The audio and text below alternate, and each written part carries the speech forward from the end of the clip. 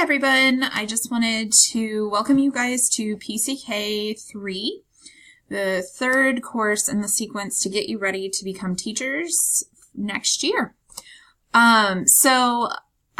We will not be meeting next week due to the MLK holiday, and so I wanted to make sure that we provided the information to you right now, even though we won't be able to meet tonight due to the so-called freezing rain. But with that, I wanted to get assignments to you and kind of get you the lay of the land for the semester, so that way you can start planning EdTPA and for all of your other various assignments for this course. All right, so as you can see, we have the D2L page, and I'm focused on the chemistry one for right now, but biology folks, you guys should have a similar setup. So with that, we will be co-teaching. So Dr. Diaz, myself, and Jay will all be co-teaching this spring together. So you should get some really cool interactions with your fellow science ed pre-service teachers and some perspectives from the three of us co-teaching. So be looking forward to that. Okay, so let's look at what is coming up. All right, so if you go into your content, you'll have your syllabus is the first thing up. So let's start there. So,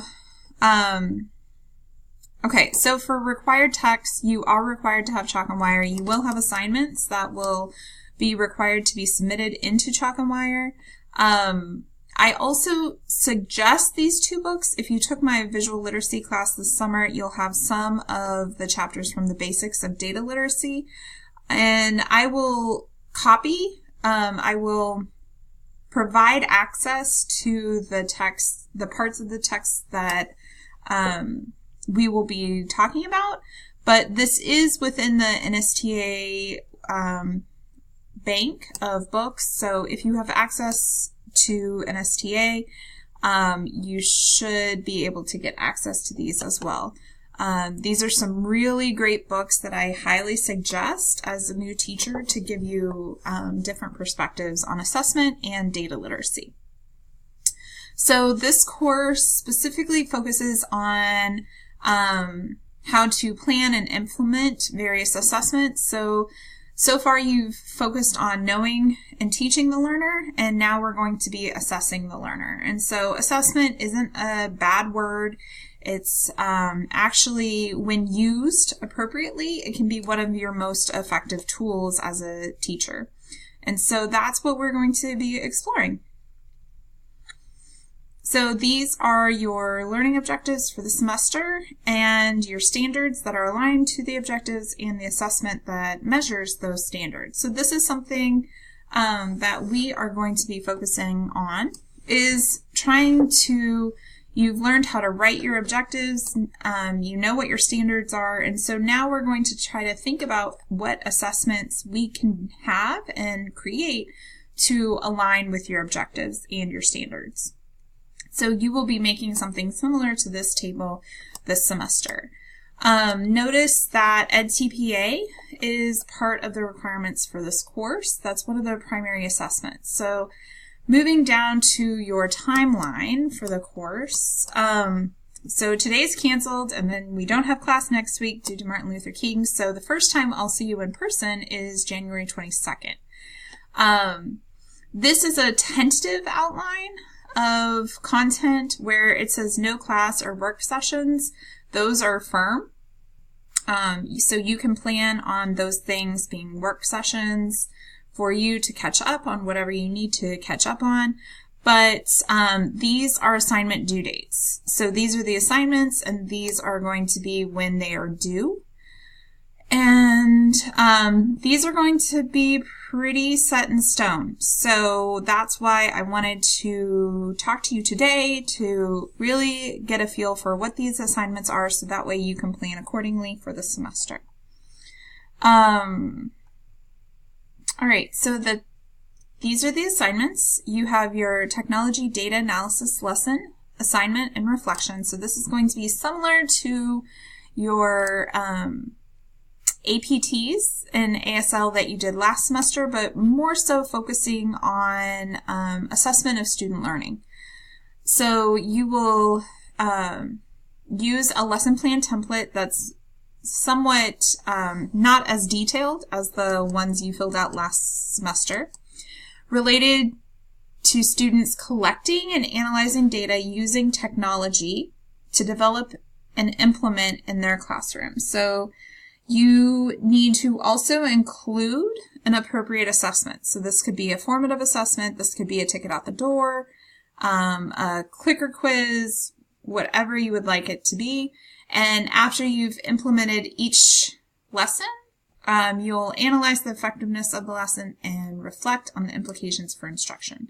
So this will be due on February 12th. This is in time to get you feedback. So this is one less kind of stab at practicing reporting student data before you do that for EdTPA. So note that this lesson can't be one that you do for your EdTPA sequence, because remember, we can't provide feedback on any of your EdTPA documents. The next thing that we're going to look at is nature of science, assessment, and reflection. So I know we've talked about nature of science and how to teach it and how to think about it, but how do we assess nature of science? And that's one of the big learning objectives, and it's throughout the standards. So what we will do are talk about various assessments that assess nature of science, and then you get to choose from those one that you're going to administer to your students, and then you're going to analyze the results and reflect on those implications for instructions. So this isn't going to be a full lesson and a full data analysis, but I do want you to think about your students' views of the nature of science and having assessed them, like, what do you do with that information moving forward? So in the past, this has really created a lot of really good discussion and fruitful discussion in our teachers' classrooms. And so it's interesting to see where the discussion goes with your students. ISLA, this should be not ISLA. This is actually going to be part of your unit plan. So this semester, you will be doing a unit plan, but it's more of a unit plan portfolio. So it won't necessarily, all of the rubric items won't specifically come from one specific unit. You teach multiple units throughout the semester, and some units fall better to assess one thing versus another. And so for this class specifically, for 6423 or 4423, you will be assessed on your ability to assess the learning objectives in your unit. So what you're going to look at is you're going to use your summative assessments, your pre-assessment, and your formative assessments throughout a unit and see where your students started and see where they end and see what sort of growth happens between then. Your critical incident reflection, this is going to be where you're going to analyze video, and it's something more so than what you're reflecting on for EdTPA, right? You have specific prompts for EdTPA that you need to focus on, but maybe you picked up on something in your teaching that didn't really have anything to do with EdTPA prompts. And so this is something where we really want you to think critically about your teaching and things that you notice in your teaching. And so an initial one, kind of a practice round, will be due on the 29th of this month. And so with that one, you're going to be using either videos you started using this semester, started collecting this semester, or ones from the fall and looking at for a critical incident. And we'll talk more about the specific assignments in a second. Your professional learning assignments. So this is one that Dr. Head talked about, or Dr. Diaz talked about in the fall, that you need to make sure that you show evidence of engagement in professional development activities, not only to increase your content knowledge, but also how to teach your content. So your PCK and your CK. And you just have to provide documentation that you did it and reflect on the experience. Participation and professionalism. So, making sure that you are professional not only in this class, but also out in the field is a primary objective of being a teacher. And so we need you to act in a professional manner, and participate within the class. So 5% of your participation and professionalism grade will come from your dispositions from this class, and then 5% will come from your dispositions in the field. And then your field supervisor will fill out this portion, and I or Dr. Diaz will fill in the dispositions from class. And then EdTPA.